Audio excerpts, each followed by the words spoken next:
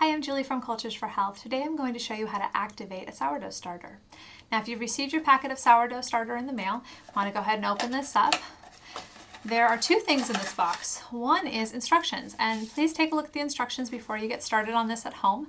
Lots of tips and tricks in here, step-by-step instructions, as well as some recipes to get you started. Now here's your packet of sourdough starter. Our sourdough starters are shipped in a dehydrated state. That keeps them safe during transit, and they just need to be activated before they can be used to bake bread. So I'm going to show you how to do that today. It's very easy. All right, so the first step is to go ahead and get some flour in this jar. So step one for activating our sourdough starter is to go ahead and put 1/4 cup of flour in the jar. Now, the type of flour you use is going to be based on the type of sourdough starter. For example, we have 16 varieties of sourdough starter on our site, and they come in all different flour varieties. This is a Camaldoli sourdough starter we're going to be working with today. It's from Italy. This one is made with white flour. And it will say in the instructions it's white flour, it'll say on the box, and any of the sourdough starters will. We have sourdough starters that are whole wheat, kamut, spelt, brown rice, so just pay attention to the type of sourdough starter you got and you'll want to go ahead and use that particular flour. Later, once your sourdough gets going, take a look at our website. We have instructions for switching a sourdough starter over to a new type of flour. So if you want to make a whole wheat flour sourdough starter, you can do something like that. Just check out our website for those instructions.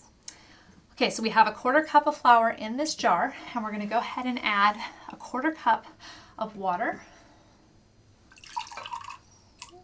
And we're going to add our sourdough starter. Now, sourdough starter is pretty much the consistency of flour, maybe a little bit coarser. It should mix right in there. Okay, so we're going to give this a good stir. We want to make sure the sourdough and the flour and the water are all fully incorporated together and that there is a decent amount of air involved as well.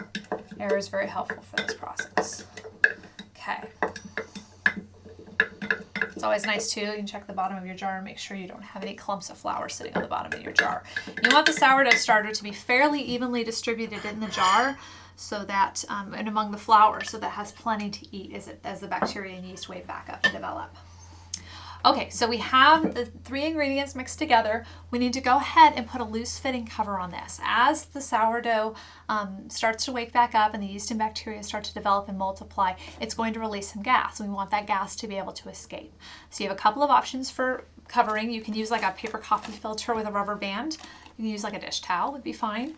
Or you can use a plastic lid like this. These are those canning jar lids, and you can just go ahead and set it on the jar.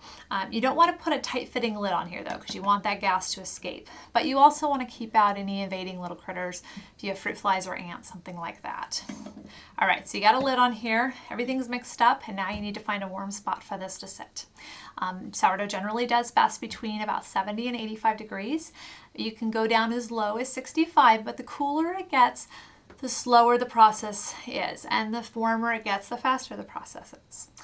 So find a warm spot in your house, maybe your kitchen, maybe on top of the refrigerator, on top of a shelf in your living room, and just go ahead and let it sit. You're going to let this mixture sit for 12 to 18 hours. Okay, so just let it sit in a safe place.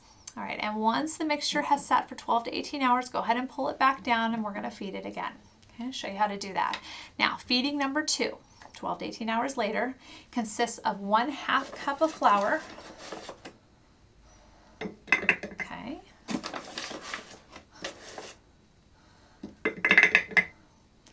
And 1/2 cup of water.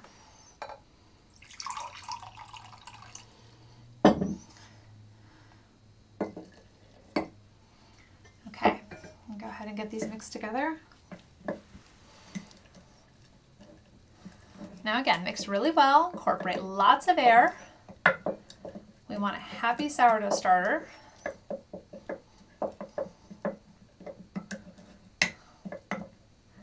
Okay.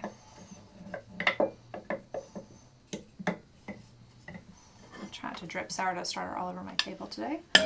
Okay. Now cover this back up, and you're going to put it back in that nice warm safe spot for another 12 hours. Now at 12 hours, step 3 feeding, and all the feedings from here on out are going to be a little bit different. Now there's two ways to do feedings. One is to weigh out your ingredients. Weighing is wonderful for any method of baking, including working with sourdough, because it allows you to keep very consistent ratios. A cup of flour can weigh very different amounts based on how settled the flour is and the type of flour it is. So weighing is definitely recommended. But I'm going to show you today how to use measuring cups, since that's something that most people have available and may not have a kitchen scale.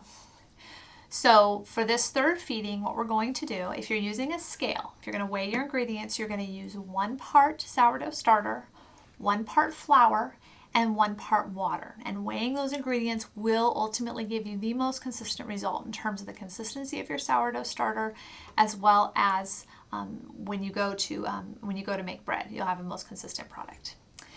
The other option is to use measuring cups. And if you use measuring cups, what you'll want to go ahead and do is use 1 part sourdough starter, 1 part water, and a little less than 2 parts flour. So let's talk in practical terms about what this means. First off, you want to limit how much sourdough starter you're starting with. If you keep feeding your sourdough starter using these ratios over the next few days to get it activated, this process generally takes about 3 to 7 days. You're going to end up with a ton of sourdough starter, and you're going to go through a lot of flour. So here's what I recommend. Starting with this third feeding, go ahead and dump out part of this sourdough starter.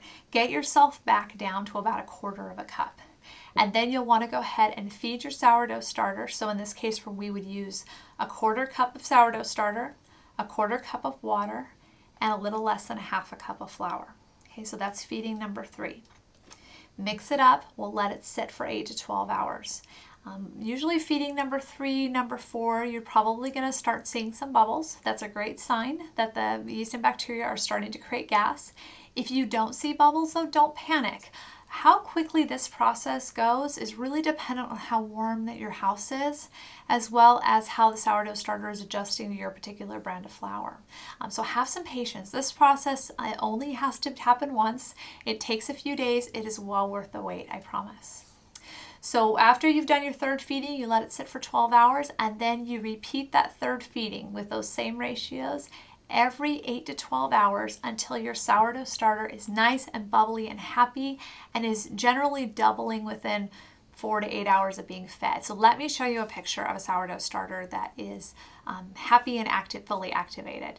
So as you can see, there are lots of bubbles. This sourdough starter, when I fed it a few hours before this picture was taken, was half the amount that you see now in the jar. So it's got lots of gas and bubbles and has doubled in size. And so this is what you're going for. You want to continue to feed that sourdough starter every 12 hours until it looks like this. And once you get to this point, go ahead and feed it for 2 more cycles, so 12 hours apart, so 1 more day of feedings, and then you can either go ahead and bake with it or put it in the refrigerator.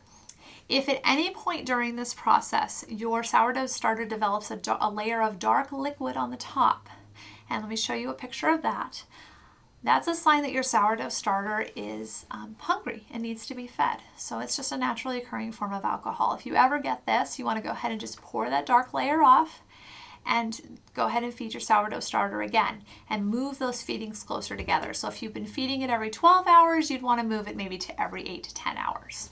And that should fix that problem. And so that's it. That's how you activate a sourdough starter. Like I said, it generally takes about 3 to 7 days. It is well worth being patient through this process. Sourdough starters are very reliable cultures. Check out our website too. We have frequently asked questions, troubleshooting. We also have a great video on how to make a basic loaf of bread that talks about the principles of working with sourdough starter. We have a community forum where you can connect with other people interested in sourdough starter and baking as well. So I'm Julie from Cultures for Health, where healthy food starts.